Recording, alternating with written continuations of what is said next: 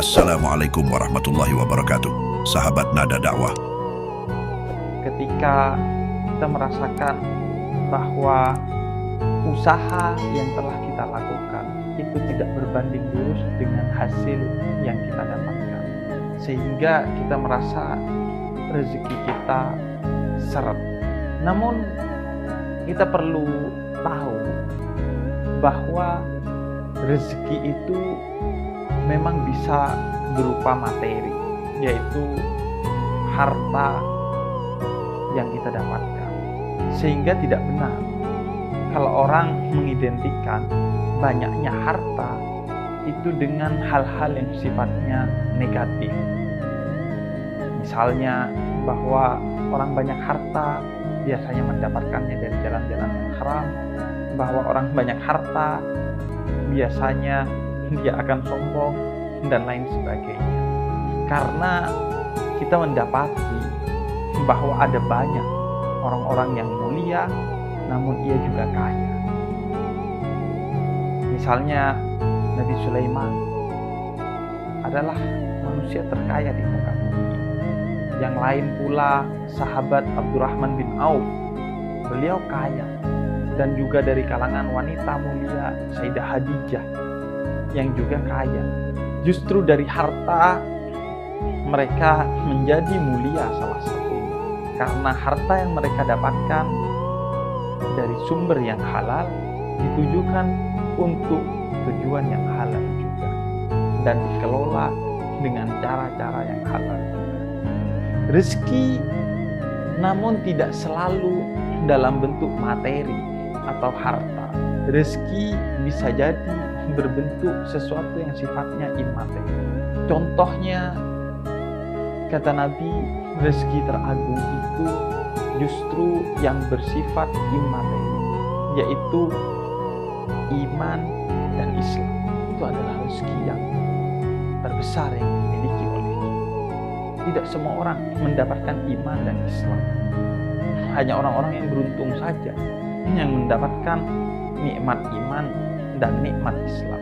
Kemudian rezeki yang juga lebih mulia dari harta, kata Nabi, adalah kesehatan. Karena memang dengan kesehatan, meskipun harta kita tak banyak, namun hidup kita bahagia. Namun tanpa kesehatan, meskipun kita banyak harta, kita tidak akan bahagia. Berapa banyak orang yang banyak uang tapi tidak bisa menggunakan uangnya untuk membahagiakannya lantaran ia tidak sehat. Ia tidak bisa jalan kemana-mana, ia tidak bisa makan seenaknya, ia tidak bisa minum seenaknya. Rezeki juga bisa berbentuk hal-hal lain yang sifatnya bukan materi. Misalnya istri yang solehah, suami yang baik, anak yang soleh dan solehah, semua itu adalah rezeki yang bisa membuat kita bahagia. Karena itu rezeki tidak selalu identik dengan materi. Bahkan bisa jadi rezeki itu dalam bentuk rasa sakit, kejatuhan, kebangkrutan, dan segala bentuk bencana.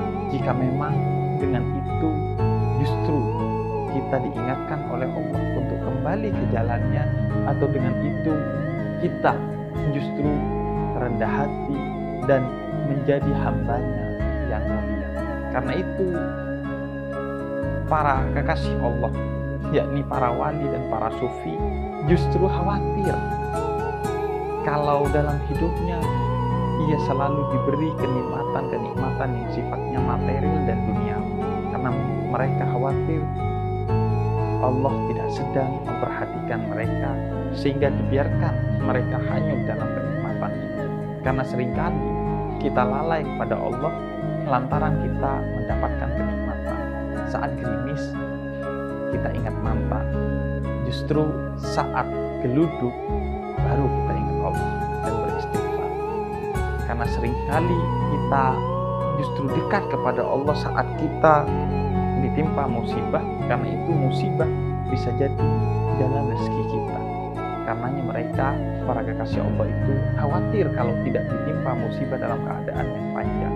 Dan mereka berdoa, ya Allah undur ila abdi. Ya Allah, lihatlah hamba-Mu ini. Karena orang yang semakin dekat kepada Allah justru semakin diuji oleh Allah. Jangan kira kamu dibiarkan mengklaim beriman kepadaku, sedangkan aku tidak mengujimu dengan ujian yang bertubi-tubi. Begitu kata Allah dalam Al-Quran.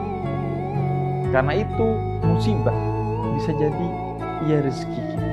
Jika itu adalah bentuk teguran dari Allah yang menyebabkan kita insaf, dan jika itu yang menyebabkan kita semakin dekat kepada Allah. Sebagaimana musibah yang menimpa semua nabi.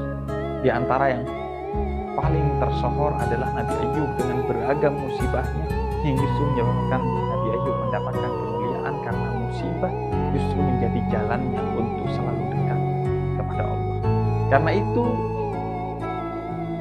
kata Imam Az-Zurnuji, jangan kamu anggap bahwa seretnya rezekimu itu karena sesuatu di luar dirimu, melainkan sesuatu itu karena tingkah lakumu sendiri.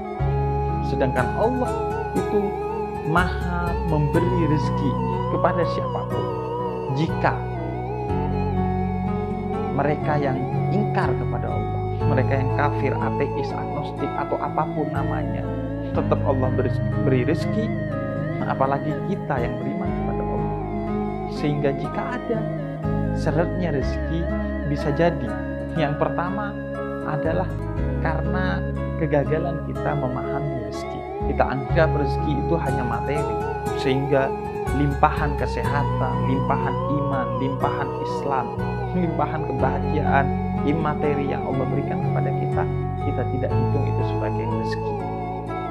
Padahal itu satu rezeki, dan justru bisa jadi materi yang menyebabkan rezeki itu hilang. Seperti seorang petani yang begitu bahagia menjalani kegiatannya sebagai petani setiap hari dengan segala kebutuhan materi yang tercukupi hanya sekedar pas-pasan, kemudian hilang begitu saja kebahagiaan itu saat seorang raja memberikan hadiah kepada petani itu dengan berkata, ini hadiah 100 dirham, padahal isinya hanya 99 dirham. Dan ketika ia hitung 99 dirham, dia kemudian bingung, yang 1 dirham kemana? Dan itu justru yang menyebabkan dia tidak bahagia. Padahal sebelumnya ketika dia tidak memiliki 99 dirham, dia bahagia. Tapi ketika diberi 99 dirham, dia hilang kebahagiaannya karena berpikir kemana 1 dirham itu hilang. Karena itu salah satu pintu masuknya rezeki, kata Allah di dalam Al-Quran itu adalah rasa syukur. Sebagaimana Allah katakan dalam surat Ibrahim ayat 7. Pintu rezeki yang lain, kata Allah dalam surat An-Najm ayat 39, adalah hasil usaha kita. Bisa jadi rezeki tidak datang kepada kita dan terasa serat karena usaha yang kita lakukan belum maksimal. Pintu rezeki yang lain, kata Allah dalam surat Al-Isra ayat 31, adalah anak kita. Maka lahirnya anak itu adalah sumber rezeki yang lain, karena setiap anak telah ditetapkan oleh Allah rezeki. Sumber yang lain dalam surat Al-Baqarah ayat 245 adalah sedekah. Karena dengan bersedekah artinya kita telah berkata kepada Allah bahwa jadikan kami sebagai perantara untukmu menurunkan rezeki kepada orang-orang yang ada di sekitar. Karena itu sedekah, dia adalah sumber rezeki. Dan siapa yang rajin bersedekah, berarti dia rajin menjadi mitra Allah untuk membagikan rezeki kepada orang lain, sehingga Allah pasti cukupi rezekinya. Dan siapa yang bersedekah, dia dicintai oleh orang di sekitarnya, sehingga orang yang ada di sekitarnya selalu membantu dia ketika dia sedang kesusahan. Dalam surat An-Nur ayat 32, pintu rezeki yang kelima adalah menikah. Karena dengan menikah artinya dua orang dengan dua rezeki yang berbeda disatukan. Dan dalam surat Hud ayat ke-6 Allah katakan rezeki itu ada yang sudah dijamin oleh Allah. Mau usaha ataupun tidak usaha, rezeki itu ada. Sebagaimana seorang bayi yang meskipun dia diam saja di dalam perut ibunya selama 9 bulan, dia tetap mendapatkan rezeki dari Allah. Dan ini juga sekaligus motivasi bagi kita bahwa jika saat menjadi bayi di dalam perut ibumu saja Allah menjamin rezekimu, apalagi saat engkau berada di luar perut ibumu kamu bisa berusaha semaksimal mungkin, maka jangan khawatir dengan rezekimu.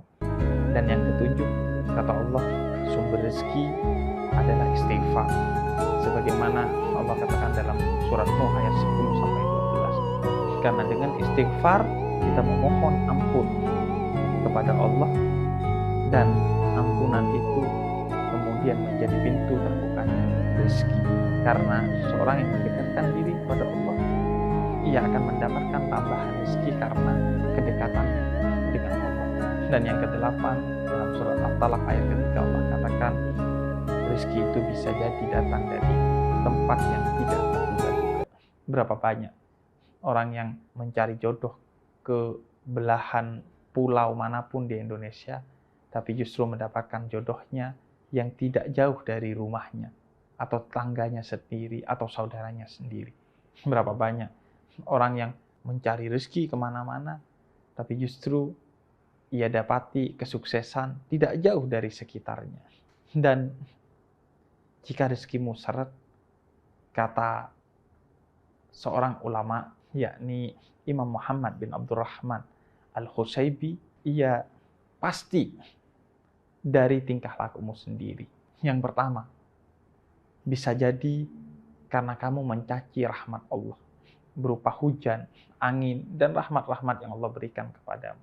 Maka kita diajarkan oleh Nabi, ketika hujan turun, angin datang, jangan kau hujan, karena itu adalah rahmat dari Allah. Dan yang kedua, mengutip apa yang disampaikan dalam riwayat Imam Ibn Abbas, bisa jadi rezekimu seret karena kamu menolak untuk berbagi hal-hal yang menjadi kebutuhan dasar bagi manusia, seperti air, pangan, dan kebutuhan-kebutuhan lainnya. Karena itu berbagilah. Karena berbagi justru menjadi sebab rezeki yang Allah berikan kepada kita. Dan yang ketiga, kata beliau, bisa jadi rezeki itu tidak sampai kepadamu dan seret karena kamu terlalu banyak tidur, terlalu banyak leha-leha dan minim usaha. Dan yang keempat, bisa jadi lantaran kamu zalim kepada orang lain, sehingga Allah murka kepadamu dan Allah boikot rezekimu. Dan yang kelima, bisa jadi karena zina dan maksiat yang kau lakukan. Kemudian selanjutnya, yang keenam, bisa jadi karena kamu curang dalam jual beli. Kamu mengira dengan curang dalam jual beli itu akan menambah pundi-pundi materimu, tapi kamu lupa bahwa itu akan mengurangi pundi-pundi rezekimu. Bisa jadi hartamu bertambah, tapi kebahagiaanmu jauh berkurang. Dan yang ketujuh, karena hianat kepada orang lain. Mungkin kamu berpikir dengan mengkhianati orang lain dalam satu proyek, sehingga kamu mendapatkan besar limpahan proyek itu membuatmu mendapatkan rezeki yang banyak. Padahal itu hanya mendapatkan harta yang banyak bisa jadi, tapi bukan rezeki yang banyak. Dan yang terakhir, kedelapan, rakus. Rakus dalam logika manusia mungkin itu akan membuat hartamu bertambah. Tapi dalam logika Allah dan Rasul-Nya, rakus justru membuat rezekimu hilang, meskipun hartamu banyak. Karena itu, Islam mengajarkan kepada kita bahwa rezeki memang bisa jadi harta. Tapi rezeki utamanya, ia bukan harta. Tapi ia adalah sesuatu yang sifatnya pemberian dari Allah, yang akan membuat kita damai, akan membuat kita bahagia, akan membuat kita semakin dekat kepada Allah. Maka apapun yang membuat kita damai, bahagia, dan semakin dekat kepada Allah, itu adalah rezeki yang harus kita syukuri, yang harus kita sadari, sehingga kita tidak lalai. Ketika Allah berikan rezeki dalam bentuk kebahagiaan dan kedekatan kepada Allah, kita tidak lalai dengan berkata, kok rezeki kita seret?